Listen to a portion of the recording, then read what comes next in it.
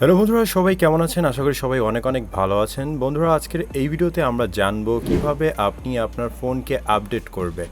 হ্যাঁ বন্ধুরা, আমরা কিন্তু প্রত্যেকেই ফোন ব্যবহার করে থাকি, কিন্তু ফোন ব্যবহারের সময় আমরা একটা জিনিস অবশ্যই ভুলে যাই যে ফোনটি প্রতিনিয়ত কিন্তু আপডেট করতে হয়। কিন্তু আমরা কি করি? আমরা আমাদের ফোনকে কখনোই আপডেট করি না। তো এই আপডেট না করার কারণটি হচ্ছে, সর্বপ্রথম আমরা অনেকেই জানি না কিভাবে আমাদের ফোনটিকে আপডেট করতে হয়। কিন্তু আজকের এই ভিডিওর মাধ্যমে আমি আপনাদের সাথে শেয়ার করব কিভাবে আপনি আপনার অ্যান্ড্রয়েড ফোনকে, সেটা হোক যে কোনো কোম্পানিরই, সেই কোম্পানির ফোনকে আপনি কিভাবে প্রতিনিয়ত আপডেট করবেন আপনাদের ফোনের সেটিংস থেকে। তো বন্ধুরা, চলুন ভিডিওটি শুরু করা যাক এবং দেখে নেওয়া যাক কিভাবে আপনি আপনার ফোনকে আপডেট করবেন। বন্ধুরা, আজকের এই ভিডিওটি শুরু করার আগে অবশ্যই এখানে লাইক বাটন দেখতে পারবেন, ভিডিওটিকে একটি লাইক করবেন এবং চ্যানেলটিকে অবশ্যই সাবস্ক্রাইব করবেন এবং পাশে থাকা বেল আইকনটিকে জাস্ট অবশ্যই অল করবেন এবং নিচে দেখতে পারবেন অ্যাড এ কমেন্ট, এখানে জাস্ট আপনারা নাইস লিখে একটি কমেন্ট করে দিবেন। তো এটা করার জন্য অবশ্যই আপনাদের দুইটি পদ্ধতি অবলম্বন করতে হবে। এক হচ্ছে আপনি উপর থেকে স্ক্রল করে সেটিং অপশন অন করুন, অথবা আপনি এখান থেকে ডিরেক্ট অ্যাপ্লিকেশনে ক্লিক করে, অর্থাৎ সেটিং অপশনকে ওপেন করে আপনি কিন্তু এখান থেকে আপডেট করতে পারবেন। তো প্রথমেই সেটিংসটিকে ওপেন করবেন, আপনি এখান থেকে দুইটি অপশন অলরেডি দেখতে পারবেন, সিস্টেম অ্যাপ আপডেটার এবং অ্যাবাউট ফোন আপডেটার। তো সিস্টেম অ্যাপ আপডেটার কী করবে? অবশ্যই আপনাদের অ্যাপকে আপডেট করবে, শুধুমাত্র অ্যাপকে আপডেট করবে এবং অ্যাবাউট ফোন থেকে যে আপডেটটি আসবে সেই আপডেটটি হচ্ছে আপনাদের ফোনের আপডেট।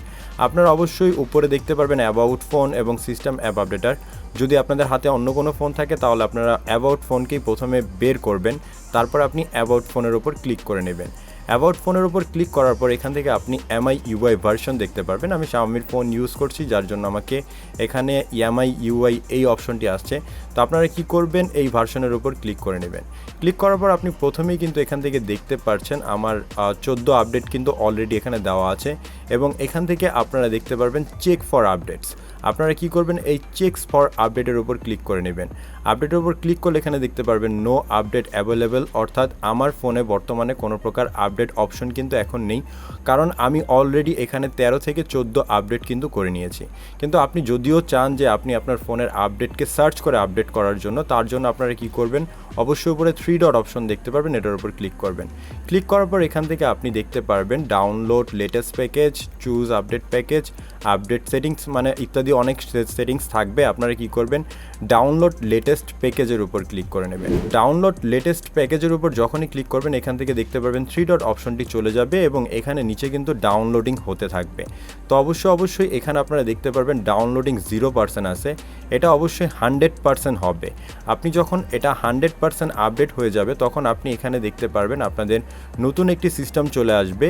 যেহেতু আমার ফোনে অলরেডি ফোনটি আমি আপডেট করে নিয়েছি তাই এখানে লেট দেখাচ্ছে, কিন্তু আপনাদের ফোনে যদি নতুন কোনো ভার্সন আপডেট থাকে তাহলে সেটা অটোমেটিকলি ডাউনলোড হতে থাকবে এবং এখানে 0 থেকে 100% হবে।